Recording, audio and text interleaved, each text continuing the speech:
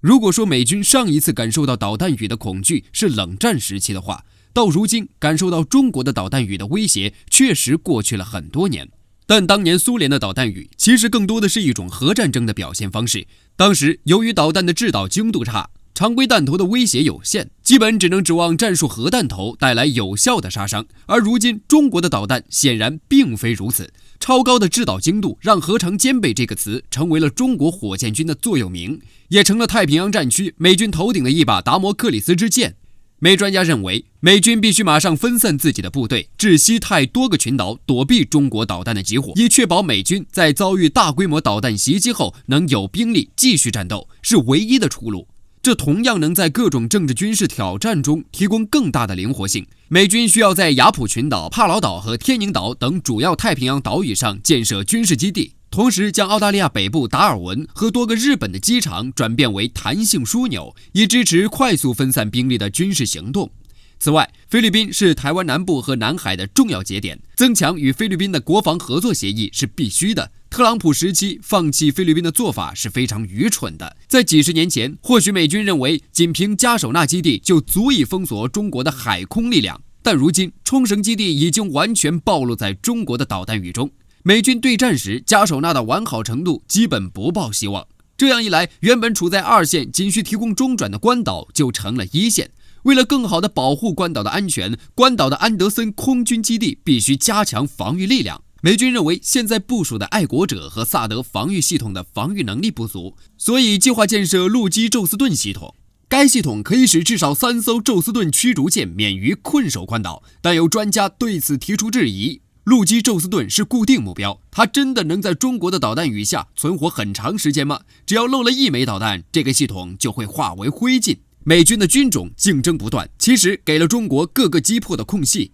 其次，五角大楼必须解决美军各个军种各自为战、互相敌伍的情况。美军的军种竞争十分激烈，彼此都想压制对方的发展。正是由于空军和海军的压制，美国陆军和海军陆战队长期缺乏远程火力，在中国的导弹攻击下只能被动挨打。如果在岛屿上布置更多的反舰导弹防空系统、远程对地导弹，就可以大大增加解放军侦察攻击的难度。分布式武器可以相对较快的部署，这将给解放军造成很大的目标困境，使得解放军无法在第一时间清除所有威胁。不像现在，解放军只需着重盯住空军基地和航母战斗群即可。一旦打掉空军的机场和航母，美军的地面部队就几乎没有出场的可能性。只可惜，虽然陆军和海军陆战队都提出了多域作战部队的构想，组织远程火箭炮、陆基巡航导弹和防空导弹发射群来完成此类作战目标，但空军很快提出了反对意见。他们认为这纯粹是在重复建设，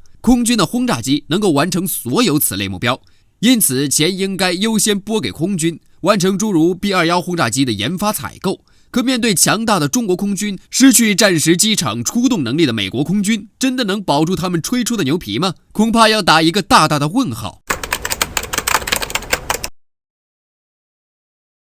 根据南海战略感知平台报道，据卫星图显示，4月26号的时候，法国海军雷电号2级攻击舰出现在西沙群岛附近，并且一度接近西沙群岛东南领海线 12.2 的距离，可以说这已经是贴着我们的海岸线行驶了。法国人的做法可谓十分嚣张。我们知道，根据联合国海洋法公约的规定，离海岸线12海里以内的距离为领海。这也就是说，法国军舰在西沙群岛 12.2 海里外行驶，离越界仅差 0.2 海里，或者说仅差370米。这个距离即使是走路也就3-4分钟而已。那么问题来了，法军舰为何敢贴近西沙？首先，法国海军肯定不是基于自己的实力才敢同中国叫板，中法海军力量其实差了几个档次。根据环球火力网站统计，法国海军总吨位为31万吨，其中主力战舰为20万吨。光前几天，中国海军在一天服役1艘核潜艇、1艘055型驱逐舰与1艘075型2栖攻击舰，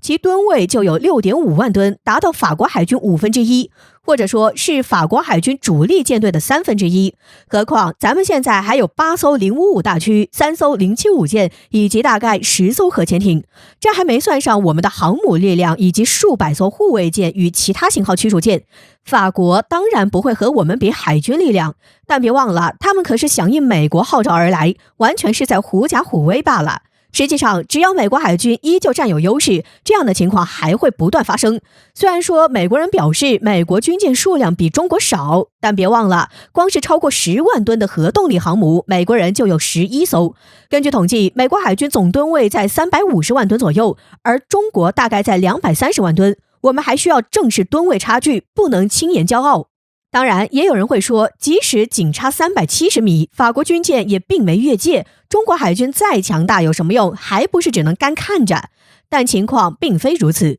联合国海洋法公约除了规定12海里的领海，12海里以外的区域也是可以制定规章进行管理。比如设立军事识别区，在军事识别区内，我们是可以判断他国军事单位意图并进行管制。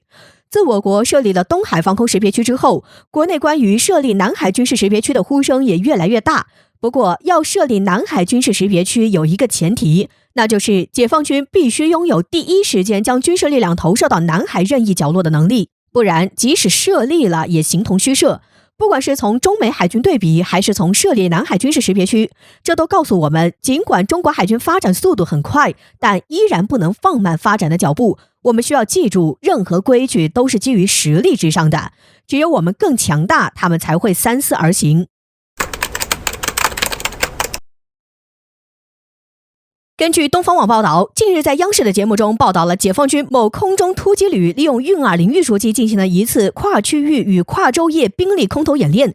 而这也是运20夜间展示空投能力的首次公开。在这场鲲鹏夜间空投首秀中，有很多细节值得我们关注。在央视画面中，我们可以看到，在凌晨时分，大地陷入沉寂之时，解放军部队却迅速集结，并在指挥下迅速登上运20运输机，并且很快起飞升空。而在机舱内，随着飞机到达指定地点，战士们迅速穿戴好装备，从飞机的左右机舱门以及机尾舱门集结，而且预备跳伞的战士也分为4路，即左右门各1路，机尾舱门有2路。这些跳伞空投的方式也有一个专业术语，叫做3门4路。这种空投方式能实现最短时间兵力投送最大化，也只有装备高性能运输机以及专业化部队才能做到这一点。而随着离机信号灯亮起，解放军空降兵一次从舱门处一跃而下，如神兵天降，在空中迅速张开降落伞。而我们在画面中可以看到，漆黑夜空中顿时亮起点点繁星，实际上那便是跳伞战士们装备的信号灯，而这也便是此次空投跳伞训练的最大亮点——夜间空投。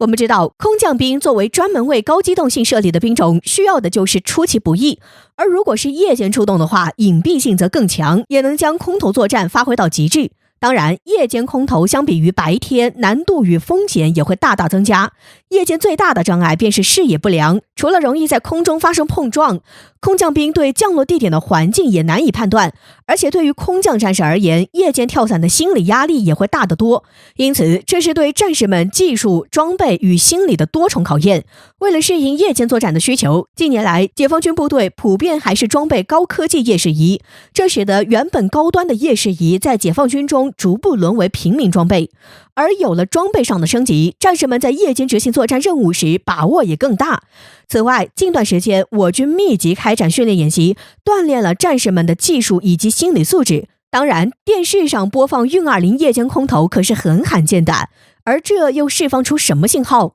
可以说，随着运20的服役，我国空运体系相当完善，而运20除了能运送物资，还能在战场上发挥关键作用。此前就有运20战机上高原、降落南海永暑岛以及出国门的消息，证明了运20对多种环境都有极高适应性。如今中国周边环境正在恶化，我们也面临着多重考验，但是解放军站在维护国家主权的最前线，我们需要时刻备战。而此次运20夜间空投证明了解放军不仅能以最快速度抵达祖国任何角落，并且不受时间限制，再黑暗的夜晚也会被解放军的光芒照亮。